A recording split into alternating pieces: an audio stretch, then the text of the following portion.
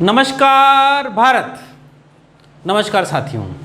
मैं मुकेश परिहार youth academy के YouTube channel पर आपका हार्दिक अभिनंदन करता हूं, स्वागत करता हूं, वंदन करता हूं। रोजगार की एक अच्छी सी खबर लेके मध्य प्रदेश शासन के द्वारा प्रोफेशनल एग्जामिनेशन बोर्ड व्यावसायिक परीक्षा मंडल के द्वारा जेल प्रहरी की एक वैकेंसी दी गई है। ऊँट के मुँह में जीरा, ठीक है। पर अब वैकेंसी जो भी आई है, ऊँट के मुंह में जीरा हो न जीरे के मुंह में ऊँट हो, पर अब क्या पता किसके किस्मत में वो जीरा काम आ जाए। इसलिए उस वैकेंसी के बारे में डिटेल पढ़ेंगे हम। और वैकेंसी देखो आई है, तो यहाँ पर जितने भी लोग प्रतिभागी है, तैयारी करने वाले, उस तैयारी की तरफ पूरी तरह से तन मन से जुड़ जाइए, ठीक है। आपकी तैयारी तो है, बस उस तैयारी को थोड़ा सा और अपने को परिपक्व बनाना है, मैच्योर बनाना है। पर इस एग्ज़ाम से संबंधित कुछ जो आपके मन में डाउट्स होते हैं, सबसे पहली बात तो अपन क्या करते हैं, दो दोस्त बातें करते हैं, अरे अब बार जेल प्रहरी की वैकेंसी निकाली सरकार ने, अच्छा, उनकी लास्ट डेट कब दी।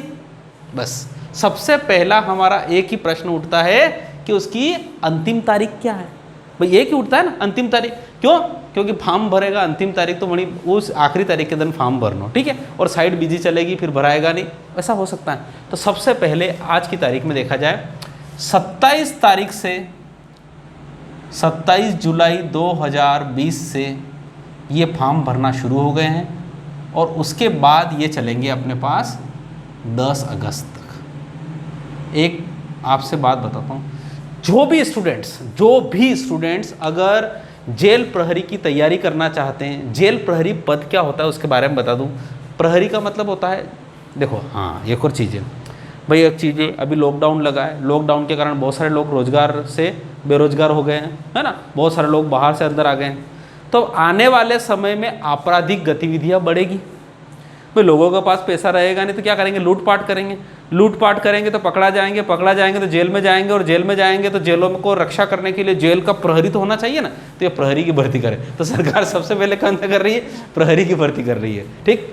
तो जेल में चले जाएंगे, ठीक है। उसके बाद पुलिस की भर्ती करेगी। क्यों? क्योंकि जो अपराधी होंगे उनको पकड़ने के लिए कौन लाएगा, पुलिस। तो ये देखो ये भर्तियां होने वाली है, ठीक है। तो ये जेल प्रहरी की जो भर्ती है वो इस प्रकार से, तो प्रहरी का मतलब होता है जेल में पहरा देने के लिए, ठीक है। छोटी छोटी चीज़ें, मजाक में मत लेना इसको, आराम से मजाक में ले लेना, मतलब कुल मिला के, है ना।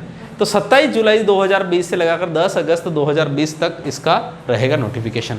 तो जितने भी लोग तैयारी कर रहे हैं, मन से तैयारी कर रहे हैं, उनको लगता है कि इस एग्ज़ाम को फॉर्म भरूंगा और मैं सिलेक्ट हो जाऊंगा, देन कल ही फॉर्म भर देना, ठीक है, बिल्कुल कंप्लीट। और इसका एडवर्टाइजमेंट आप पूरी तरह से वेबसाइट आपकी जो है www.peb, मतलब PEB जो साइट होती है, उस PEB की साइट पे जाके इसका रूल बुक बिल्कुल आपके होम पेज पे मिल जाएगा। उस होम पेज को सिलेक्ट कर लेना और उसको पूरा पढ़ना, ठीक है। वैसे मैं जनरली जानकारी देता हूँ।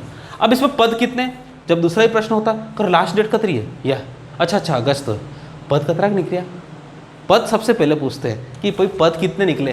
तो पद इसमें रहेंगे 282 पद। लो साहब, ये सुनते ही आदमी को चक्कर आ जाता है। वो अतः तो PSC में ज़्यादा निकलते हैं भाई, MP PSC एग्ज़ाम होती है ना, उसमें भी 300-400 ऊपर निकलते हैं, यहाँ तो 282 निकले। तो आप सोचिए एग्ज़ाम अपने आप में टफ एग्ज़ाम होगी। कंपटीशन यहीं से देखो, कोई भी एग्ज़ाम टफ और ईजी कैसे हो सकती है भाई। हम बोलते हैं कि PSC टफ है, क्यों टफ है, क्योंकि पद कम निकलते हैं। UPSC टफ क्यों है, क्योंकि पद कम निकलते हैं। मैं तो कह रहा हूँ कि अगर PSC में 10,000 पद निकाल दे तो ईजी हो जाए, आज तो हर कोई फॉर्म भर जाए, सिलेक्शन हो जाए, ठीक है। परंतु पद कम होते हैं, क्योंकि तो यहाँ पे पद कम है, इसलिए वो टफ एग्ज़ाम हो गई है। ये बात मान ही लीजिए टफ है। अगर इसी जगह 5,000 होते तो इसी एग्ज़ाम मान लेते हैं।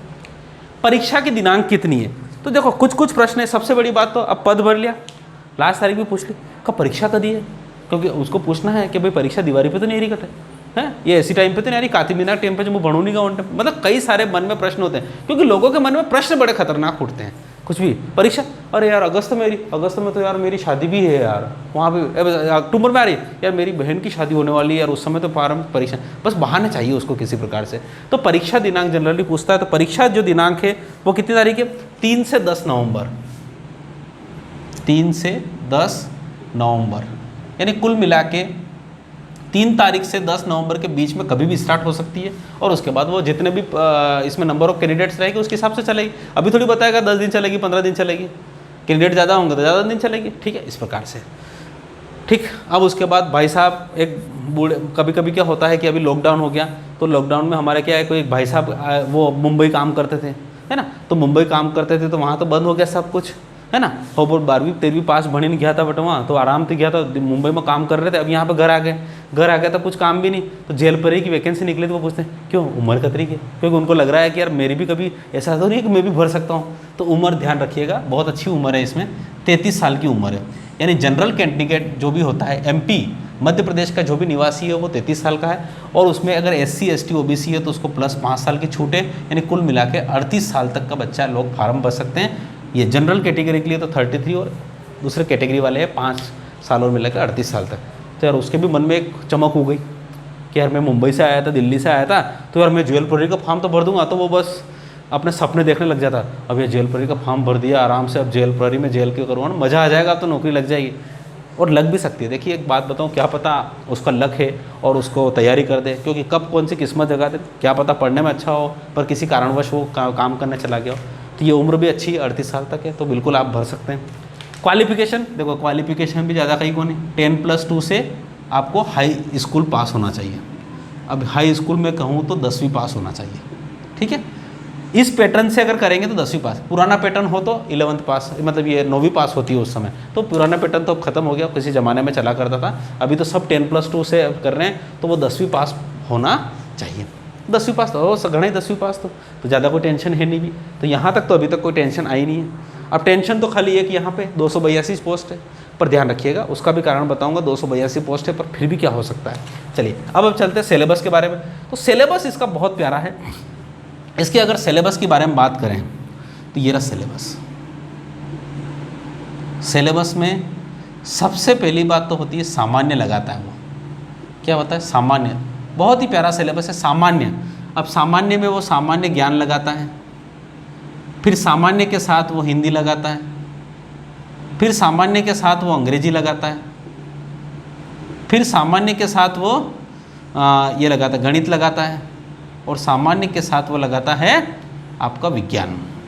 देखो सभी समझ आप देखना आराम से, सामान्य हिंदी, सामान्य गणित, सामान्य, मतलब हाई लेवल की नहीं आ रही है। और 2018 के पेपर से देखो यहाँ पर कहीं पर भी नहीं लिखा गया कि कौन सा पैटर्न क्या रहेगा। बस आपके अगर MPPEB का रूल बुक देखें आप तो वहाँ पर क्या है 100 नंबर का पेपर है और ये 5 सब्जेक्ट हैं। पर 2018 में जो जेल प्रहरी की एग्ज़ाम हुई थी उसके हिसाब से देखा जाए तो वहाँ पर 20 नंबर का ये, 20 नंबर के ये, 20 नंबर के ये और 20 नंबर के ये और 20 नंबर का बिल्कुल कंप्लीट दे रखा था, और बिल्कुल सेशन भी बांट रखे थे उसने, 100 नंबर का बिल्कुल था, ठीक है। और समय 2 घंटे, कुछ नहीं है, 2 घंटे तो बहुत है, सोते हुए पेपर करो इसको, ठीक है, ओके। अब इस प्रकार से ही हो गया। तो सिलेबस भी अच्छा है, तो सिलेबस भी, अरे यार सामान्य ज्ञान तो, हिंदी तो, अब इसके बारे में हम रणनीति बारे में करेंगे, सब्जेक्ट भी अच्छे हैं। चलिए अब हम बात करते हैं, सिलेबस भी हो चुका है, कितने लोग लेंगे, कितने लोग लेंगे, इसलिए कारण होता है कि इसमें क्या होता है, एक तो रिटन टेस्ट होगा और एक और फिजिकल टेस्ट होगा।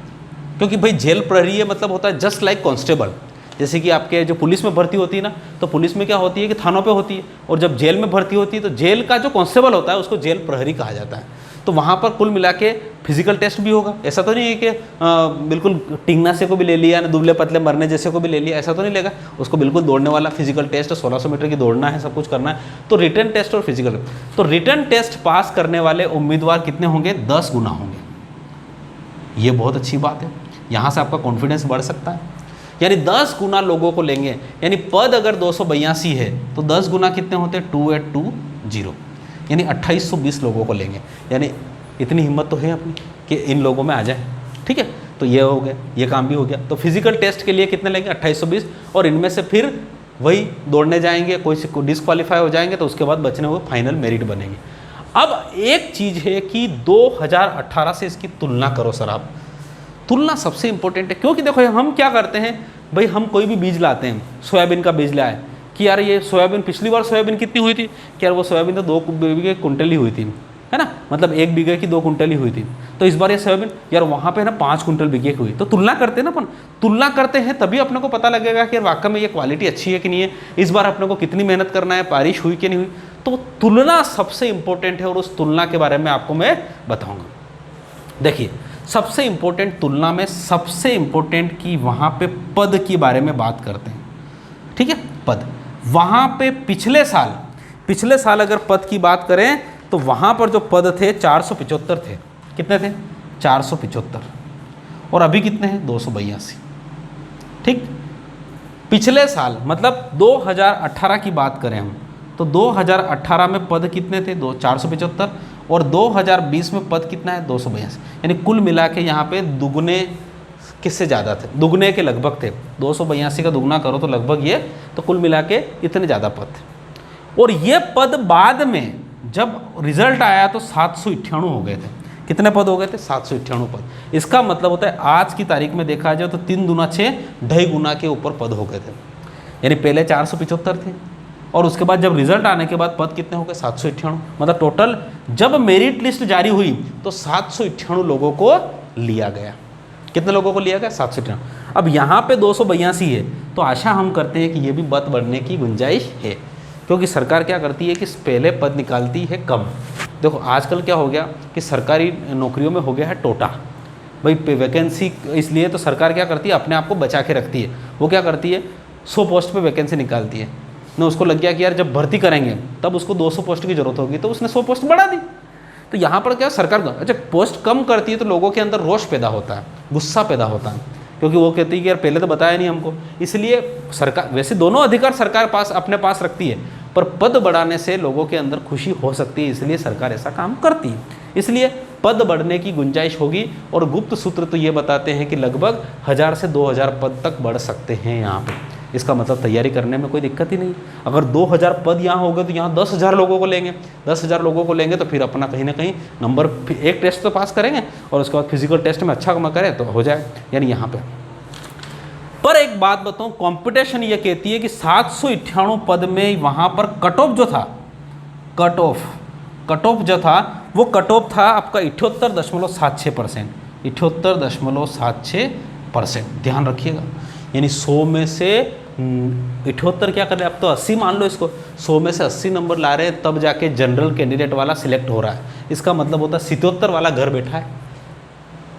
कैन यू इमेजिन, यानी 100 में से 77 वाला घर बेटा है। इसका मतलब ये हो रहा है कि कंपटीशन तो हाई है, और जब कंपटीशन हाई है तो फिर आपको कंपटीशन यहाँ पर भी हाई है।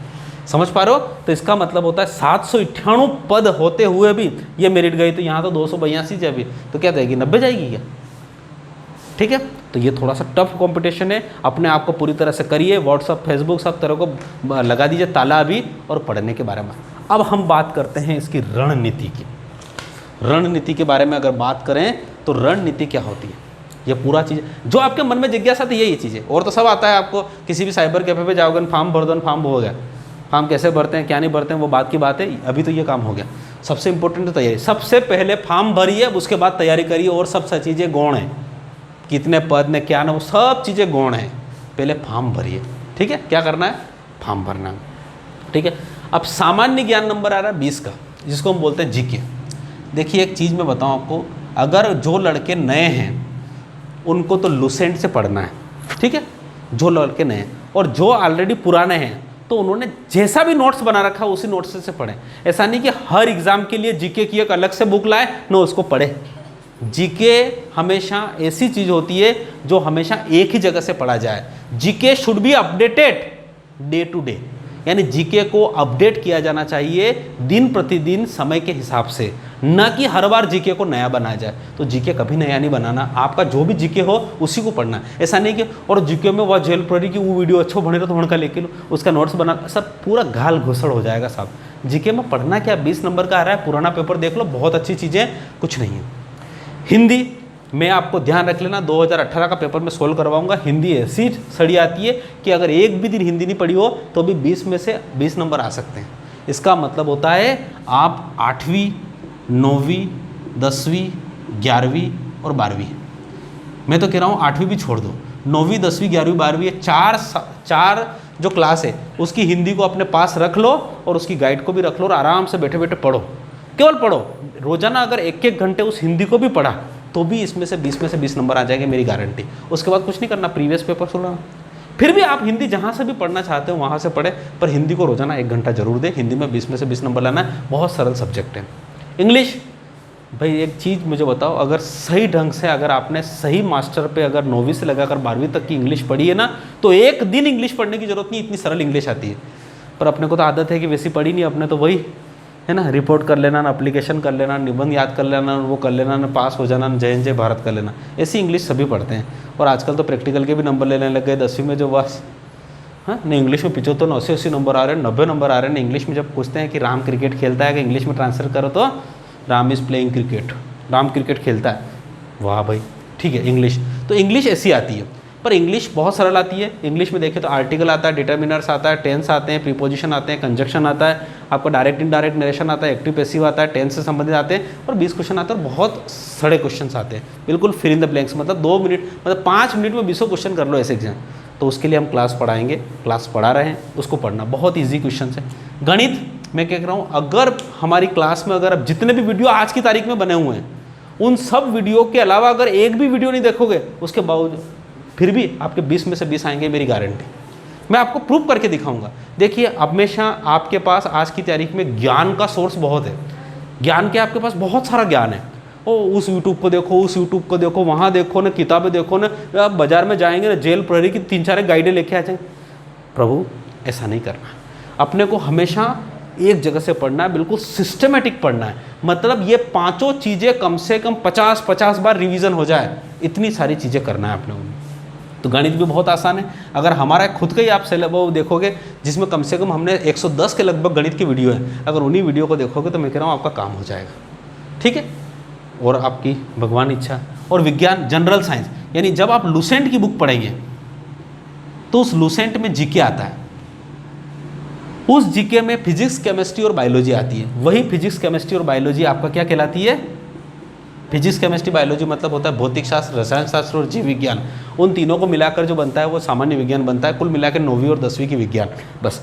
और पढ़िए, इतना ही पढ़िए, इसको बार बार पढ़िए, अपना नोट्स बनाइए, सब अपना खुद का एक स्टॉक बनाइए और उसी को पढ़िए। ऐसा नहीं कि हर बार आप नई बुकें, एक लुसेंट की बुक को आप आधार मानिए, सबसे बेस्ट बुक है आज की तारीख में और कई सालों से। उसमें सारा NCERT का अच्छा निचोड़ लिख रखा है, बस उसी को पढ़िए, उसी को पढ़िए, उसको पूरा कर लीजिए। उसके बाद जहाँ से अगर आपको लगे तो अपडेट करिए उसको, ठीक है। और आपके 100 में से 100 नंबर आ जाएंगे, मेरी गारंटी। पर ध्यान रखिएगा, रणनीति के साथ चलना पड़ेगा। बहुत घायल शेर अभी इस लॉकडाउन के कारण आ चुके हैं, ठीक है। कई सारे मुंबई से लोग लौट चुके हैं। मुंबई से आया मेरा दोस्त, जेल प्रहरी देगा अब, ठीक है। तो कई सारे लोग आ चुके हैं, और इंजीनियरिंग वाले और कई सारे, तो जिनका जो मैथ्स, देखो इंजीनियरिंग वालों का तो सबसे फायदा यहाँ पे कि गणित भी अच्छी रहती है, विज्ञान भी अच्छी रहती है और इंग्लिश भी अच्छी रहती है। ध्यान रखिएगा, आज की तारीख में मैं फिर कह रहा हूँ, एक दिन की भी तैयारी मत करवाओ और ये जेल प्रहरी का पेपर दिला दो, मेरे 70 कम से कम आ जाएंगे। क्यों? क्योंकि मुझे गणित में कुछ पढ़ना नहीं है, मुझे अंग्रेजी में कुछ पढ़ना नहीं है, ठीक है। देखिए, और विज्ञान जो साइंस मैथमेटिक्स वाला होता है उसका जनरल विज्ञान तो अच्छा ही रहता है। तो 3 में कुछ नहीं पढ़ना है, तो 3 में से 50 नंबर तो यूं ही आ जाएंगे मेरे। उसके बाद यहाँ पर हिंदी में तो बना पड़े 10 नंबर और, तो कम से कम 60-70 नंबर तो ऐसे आ गए। तो जब साइंस वाला बंदा, बी वाला बंदा अगर पढ़ेगा तो उसके 70 नंबर तो आज की तारीख में आ रहे हैं। तो ध्यान रखिएगा, आपकी कॉम्पिटिशन बहुत हाई है, ठीक है। और आप करिए बिल्कुल इसी आशा के साथ कि हम जेल प्रहरी का जो ये पूरा हमने बताया, आपके अंदर की जो जिज्ञासा थी वो भी शांत हुई होगी। और इसकी तैयारी कैसे करना है, बिल्कुल आपका सुबह उठना, सुबह से शाम तक आपको पूरी तरह से अपना एक सिस्टमेटिक करना है, और ठीक है। और जैसे भी हमको हेल्प बनेगी बिल्कुल हम हेल्प करेंगे। Thank you so much. बिल्कुल ये वीडियो अच्छा लगे तो लाइक करिए, शेयर करिए, सब्सक्राइब करिए। Thank you so much. जय हिंद, जय भारत।